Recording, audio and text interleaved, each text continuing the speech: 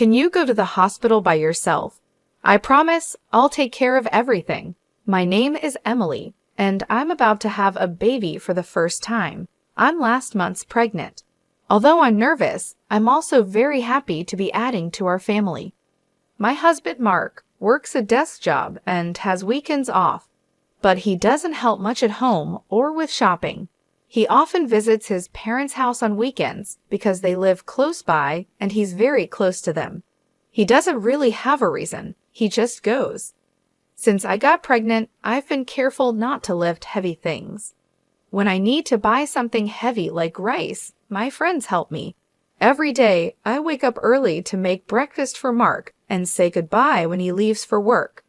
Then I clean the house, do laundry, and go shopping if I need to. After I come back, I start making dinner. Once everything is done, I can relax. I'm on maternity leave now, so I've started a new hobby, blogging. I write about my day and post pictures of things like my food, the blue sky, and flowers in my garden. My friends and people I know leave comments, and this has become a fun part of my day. One evening, while I was making dinner, Mark came home. He left his bag and jacket on the sofa, so I picked them up and hung them up. I told him I made hamburgers for dinner and that I was going to take a bath. He just went to the bathroom without saying much. We've been married for 4 years, but he's not very kind or thoughtful. I sometimes wonder if this is normal for marriage, but I've gotten used to it. After his bath, I gave Mark a drink. He asked where the beer was, looking at the bar. I said I forgot to buy it and would get some tomorrow. He got angry and told me to go to the store right now. I was upset. Why did he expect his pregnant wife to go out for him? If he wanted it so badly, he could have gone himself. It's difficult for me to walk around with my big belly. He got even more upset and yelled at me, saying it was my fault for forgetting and that being pregnant doesn't mean I get treated differently. He believes staying active is good for health. Because he doesn't calm down easily, I decided to go to the store anyway. At the store, I ran into Sandra, a neighbor. She was in a good mood, which made me feel a bit better. I told her about my husband wanting beer and not understanding why he couldn't get it himself. Sandra seemed to sympathize with my situation. After chatting, we went our separate ways. When I got back, Mark was just sitting there, not having cleaned up after dinner. He asked why I took so long and demanded the beer. His harsh words hurt me, but I gave him the beer and started cleaning without saying anything. I couldn't believe he could be so unkind, especially now. I didn't want to argue, so I kept quiet, had my bath, and went to bed. The next morning, Mark acted like nothing happened. He doesn't hold on to things like I do. He noticed I was upset and told me to be nicer since he was going to work.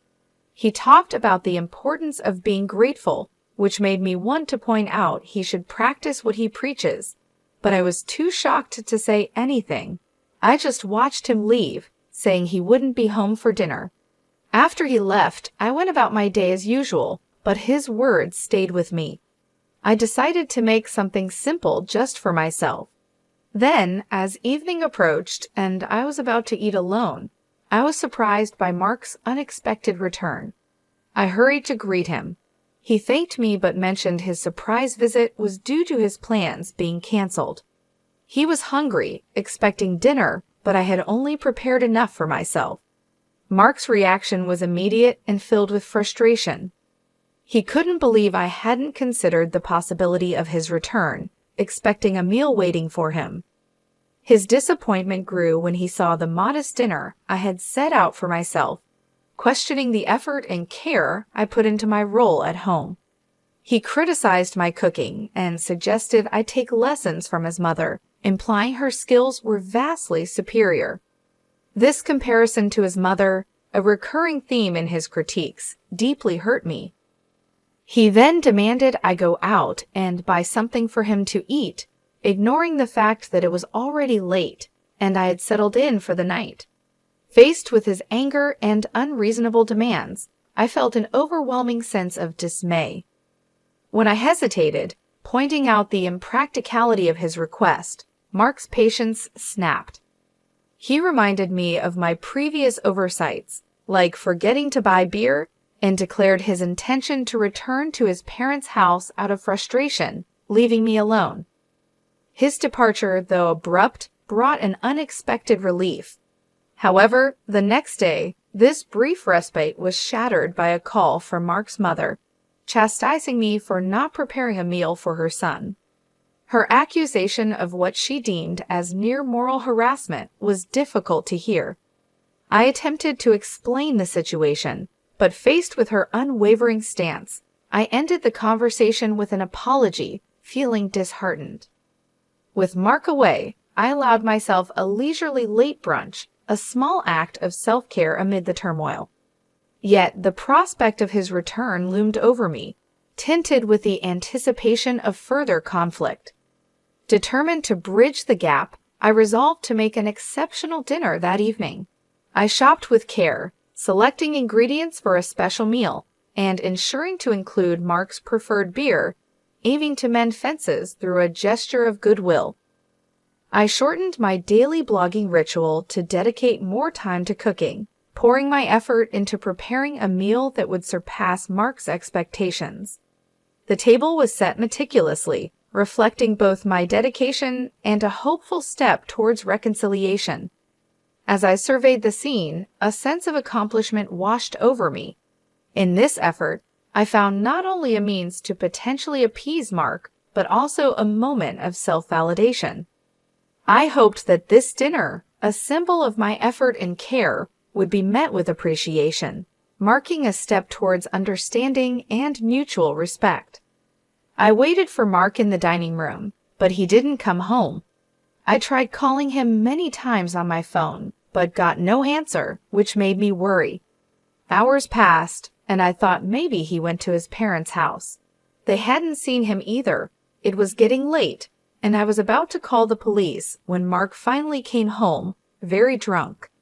He fell in the hallway, and when I went to help, he yelled at me to go away and not to touch him. He insulted me, and it hurt a lot. I couldn't understand why he couldn't be kinder. I had made dinner with so much care, but it was all wasted. I ended up eating alone, feeling very sad. The next morning, Mark acted like nothing happened. He complained about his headache and questioned why I left him in the hallway. I reminded him that he chose to lie there. He seemed to think it was my job to look after him, even when he was drunk, and hadn't told me he wouldn't be home for dinner. He said his plans changed last minute and didn't think he needed to tell me. His excuses made me feel even more distant from him. I decided I needed a break and planned to go to my parents' house the next day.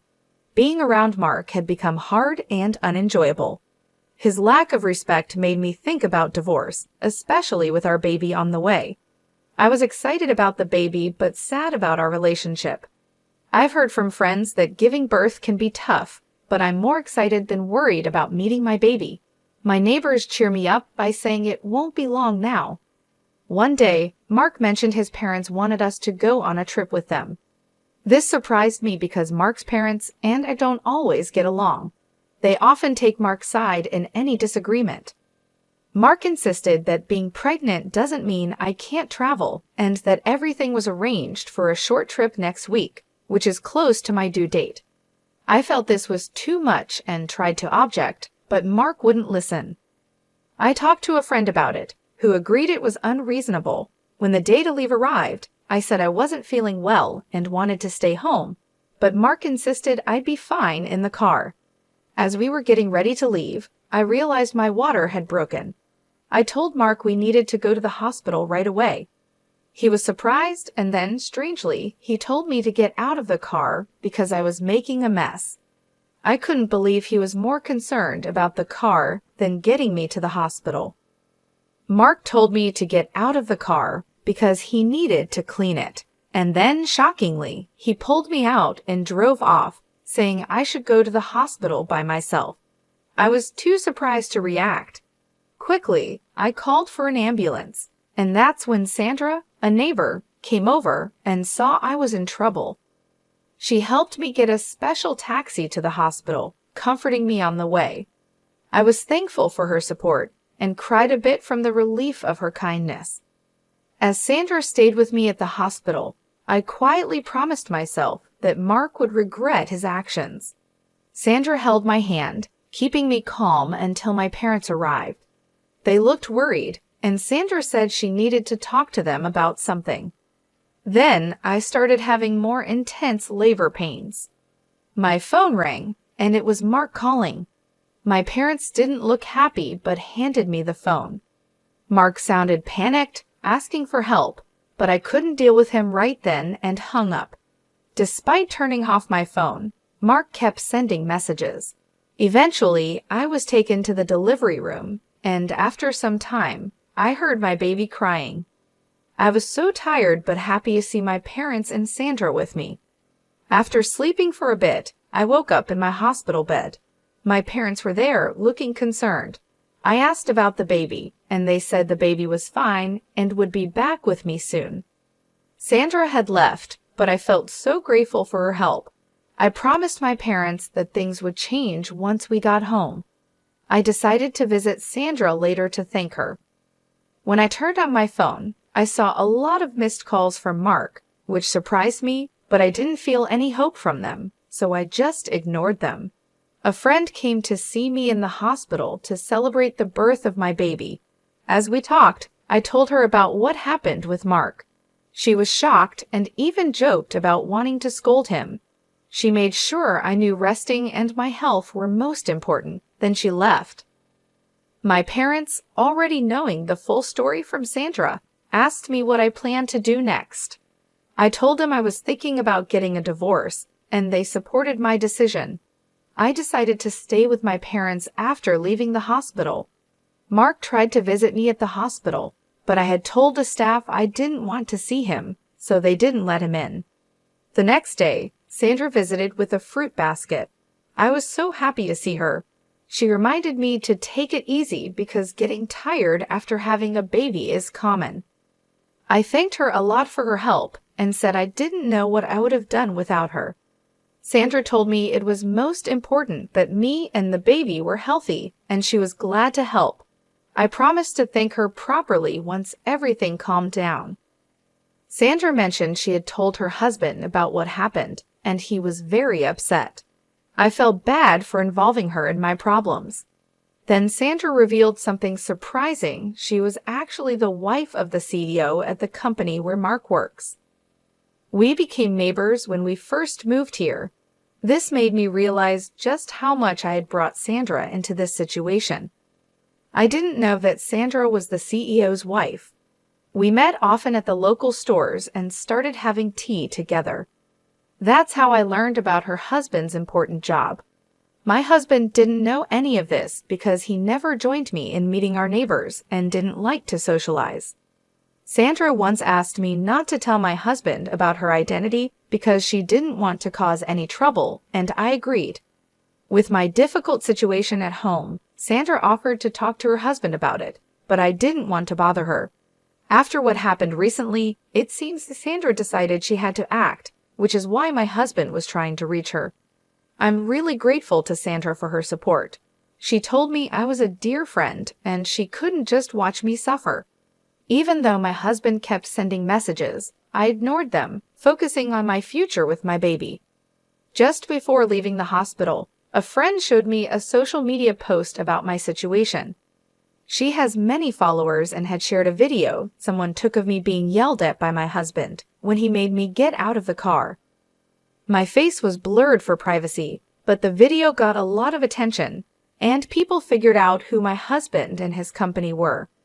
Now he's facing a lot of criticism online. I was shocked to learn how much attention the situation with my husband had gotten online. My friend, seeing my surprise, simply said that my husband and his actions were his own doing. The story had spread so much that even my husband's friends knew about it. He tried to excuse his behavior by saying he had plans with his parents, which led to criticism of them too. Stories about my husband's parents started appearing online as well. Then my mother-in-law called me. My friend suggested I should answer and speak my mind, but I was too overwhelmed and chose to ignore the call. Soon, my missed calls were full of attempts for my husband and his parents to reach me. The hospital staff knew about my situation and supported me, ensuring I wasn't disturbed by my husband or his parents.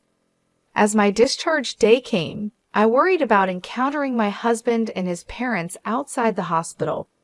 My parents assured me there was nothing to worry about.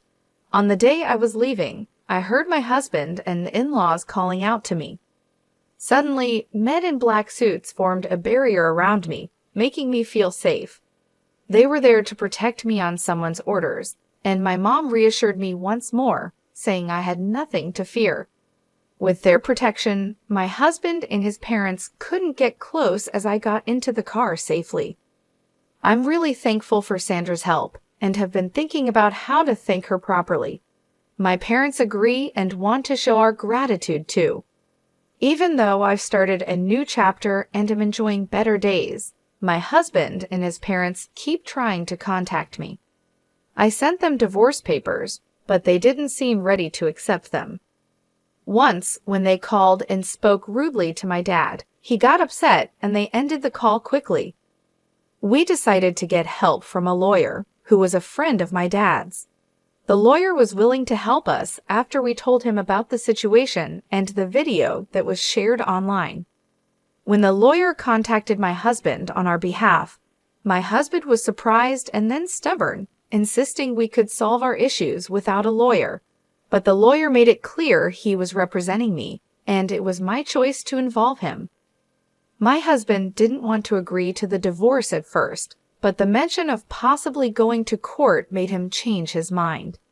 He said he didn't care about our child and didn't see why he should pay child support or how we split our things, claiming he did nothing wrong.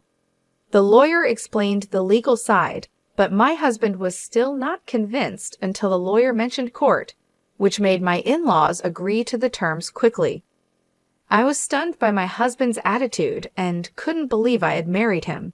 I've been talking to Sandra about everything, and she jokingly suggested we could go after my ex-husband's retirement money as a way to get back at him. Sandra's cleverness really surprised me. The lawyer told me my husband wanted to say sorry in person, but I chose to talk over the phone with the lawyer there. My parents were with me when he called. He started by blaming me for everything, saying his life was falling apart and it was all my fault. He even asked me to come back to him, saying he'd forgive me. I stayed calm, and when he insulted me again, I told him we were recording the call to use as evidence. He was shocked and quickly changed his tune, claiming he was joking and couldn't live without me. I hung up and gave the recording to the lawyer, who couldn't believe my husband's behavior. My parents and I were sure we wanted nothing more to do with him. There was a strange part of me that found this situation slightly amusing. The divorce went smoothly, with no problems in dividing our property or arranging child support. Thanks to Sandra telling her husband, who is my ex-husband's boss, about what happened, he faced consequences at work. The boss values family and didn't take kindly to my ex-husband's actions. Mark couldn't keep his job after what happened. Without work, he couldn't pay for his house and had to move back in with his parents. The video that went around made it hard for him to get a good job, so he just did small jobs here and there. People also started talking about his parents, making them feel uncomfortable in their own community. This situation was tough for them, maybe even tougher than dealing with any legal trouble. After things calmed down and I was feeling better, my family and I went to thank Sandra and her husband. They were really kind to us, especially to my baby, making us feel welcome.